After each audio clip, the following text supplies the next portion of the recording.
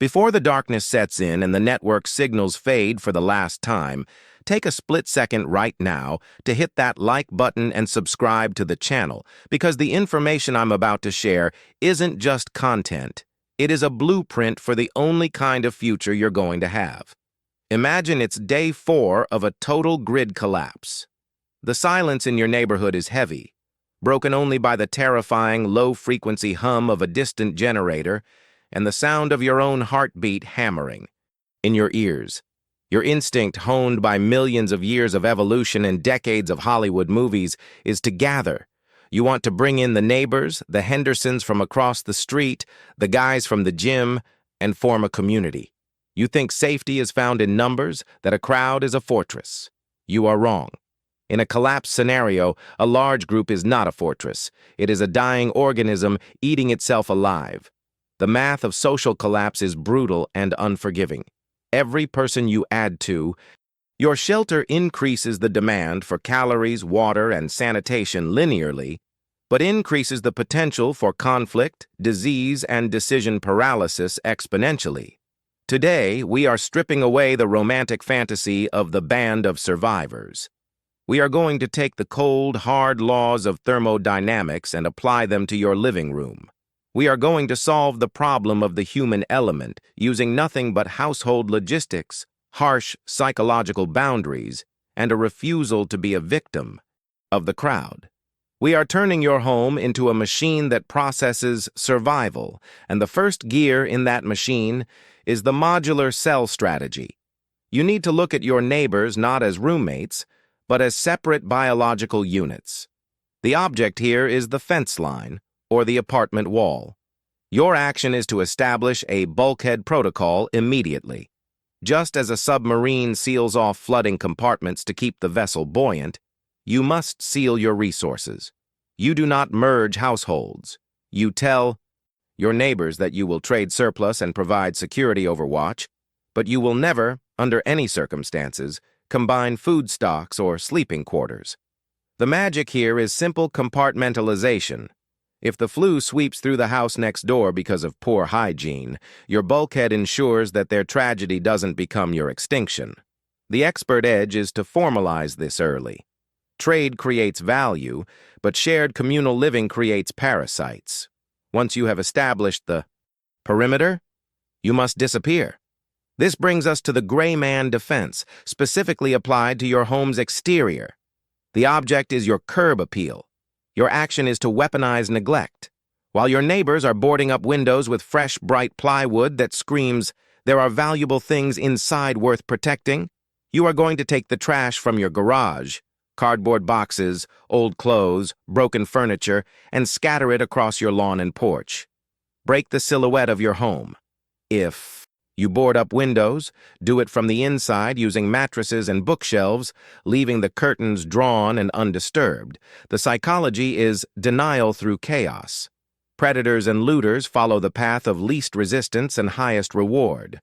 By making your home look already looted and abandoned, you become invisible to the entropy of the crowd. You aren't hiding in a bunker. You are hiding in plain sight, letting the chaos flow around you like water around a rock. Inside the cell, democracy dies, so that you can live. This is the benevolent dictator protocol. The object is your kitchen table, usually the site of family debates. The action is to abolish voting on critical survival domains.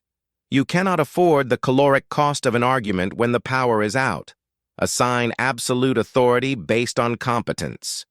If your spouse is better at inventory, they are the quartermaster, and their word on rations is final. If you are better at security, you are the commander, and when you say lights out, there is no discussion. The magic lies in speed. Consensus is slow and creates hesitation, and hesitation in a crisis is a death sentence.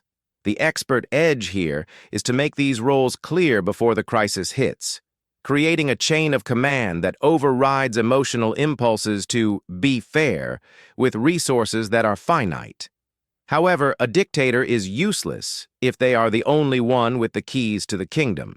You must implement the overlapping competency matrix.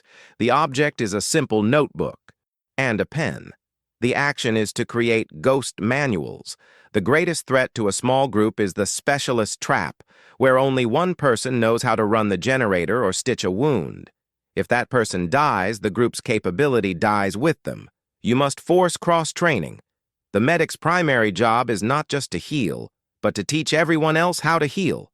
Write step-by-step guides for every critical system in your house: water filtration, perimeter checks, food preservation, and tape them to the wall next to the equipment. The magic is redundancy. You are building a system where the knowledge survives even if the individual doesn't. Now let's talk about the fuel for this machine. You need to implement the caloric ledger immediately. The object is a kitchen scale. The action is to stop eating meals and start consuming fuel. The cooking for 12 mentality wastes heat, smells attractive to looters, and encourages gluttony. Instead, calculate the total daily energy expenditure, TDEE, for each member of your cell based on their activity level.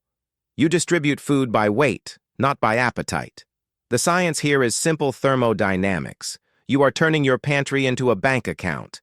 Every calorie spent on a patrol or a repair must be accounted for. The expert edge is to eat cold whenever possible to maintain light and smell discipline, framing food as a utility, not a comfort. With the internal systems running, you must secure the breach points. This is the fatal funnel. Architecture. The object is your furniture: heavy bookshelves, sofas, and tables. The action is to rearrange your hallway and entryway to create a narrow, debris-filled path that restricts movement. You never want an open floor plan in a survival situation. You want to force any intruder to squeeze through a narrow gap where they cannot use their numbers against you. By cluttering the fatal funnel, the triangle of light in front of a doorway, you force the enemy to enter single file. The physics of this prevents you from being flanked and allows you to defend a hallway with a single tool or weapon. The expert edge is to bolt the furniture together so it cannot be shoved aside, turning your living room into a labyrinth that you know by heart, but which disorients and slows down an aggressor. Finally, you need a psychological firewall, the quarantine airlock logic applied to emotions. The object is the front door peephole. The action is to pre-decide your hard no criteria. The most dangerous threat you will face is not a bandit kicking down the door, but a pleading neighbor with a sick child or a crying stranger. The urge to help is a biological imperative, but in a resource-constrained environment, it is a vulnerability. You must establish a physical buffer zone, a porch or a vestibule, where you can interact with the outside world without breaking the seal of your home. You pass aid through a slot or a window, never opening the main breach. The psychology is distinguishing between helping and merging. You can offer a bottle of water, but you cannot offer entry. The moment you open that door for one, you open it for the chaos they are running from. Fast forward 3 weeks. The noise from the commune down the street, the shouting, the generator, the fighting, has stopped. It failed because they tried to maintain the social contract of a world that no longer exists. They burned through their resources trying to be fair, and they froze because they tried to vote on survival. But your house is silent. It is dark. To the outside world, it looks like just another looted shell in a dead neighborhood. But inside, the air is warm.